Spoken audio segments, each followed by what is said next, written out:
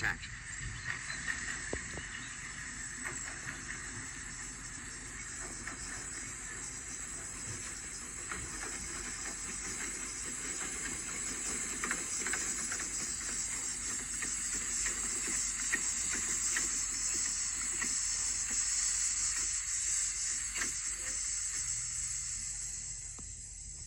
The engines were being cleaned and polished for the day.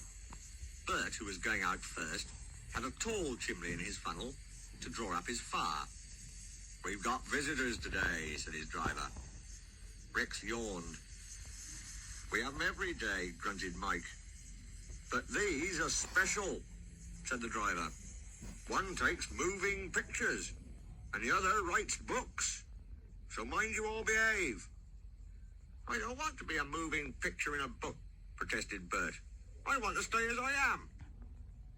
They all tried to explain, but Bert was still muddled when he went to take his train. The visitors were clergymen, one fat, the other thin. They arrived in a little car. Both had cameras. They shook hands with Bert's driver. "A small controller," he told them. "Says you can ride with me in Bert's tender if you like." "Thank you," they said. "May we come later, please? Just now the sun is shining so nicely that we want to take photographs." Then they asked Bert his name and told him how smart he looked. These visitors, he thought, do at least know how to speak to engines. He puffed away feeling happier. Wherever the line came near the road, level crossings, bridges, stations, there the two clergymen were, squinting into their cameras. Bert found this rather upsetting. "I might wave at an engine," he complained. "I can't wave and get good pictures," said his driver. But Bert didn't understand. He thought they were being unfriendly. "Beep, beep." The little car shot past them once more, but Bert made no reply. "They'll be at the lane next." The lane is a side road. It runs for a short distance alongside the railway. There is no fence. It had rained hard in the night. There were puddles in the lane. The thin clergyman sat in the car. The fat one waited with his camera. He took his pictures, jumped in, and off they went, racing the train to the lane's end. Unluckily, just as they passed Bert, they went through a puddle. Shoo! Oh! Muddy water splashed over Bert's boiler. "Ouch," said Bert. But the clergyman didn't know. They were ahead and out of the car. Smiling, they waited for Bert to catch up. Bert wasn't smiling. "I did it on purpose," he snorted crossly. "They splashed me. They splashed me." Bert hissed, rolling into the last station. "Pictures indeed," he grumbled, running round his train. "I'm a nice picture, covered in mud." He sizzled crossly when the fat clergyman sat in his tender for the journey back. Driver oughtn't to allow him, after what he's done.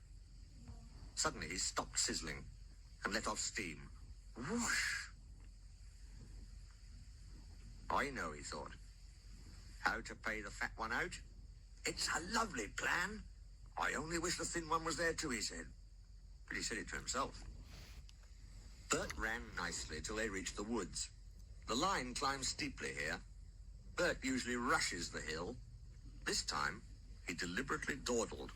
"Come on," said his driver, giving him full steam. This was just what Bert wanted. "Tit for tat, tit for tat," he shouted, storming up the slope. Rain-soaked branches met close overhead. Bert's blast, shooting straight up, shook them wildly. Showers of water fell on clergyman and driver. Their soaking did not stop till they had topped the rise, and steam could be reduced for the downward run. The small controller soon found out what had happened. He sent Bert back to the shed. "You are a very naughty engine," he said sternly. "I won't have rudeness to visitors." "They splashed me," faltered Bert. "I only..." "That's no excuse. I'm ashamed of you." Bert went sadly away.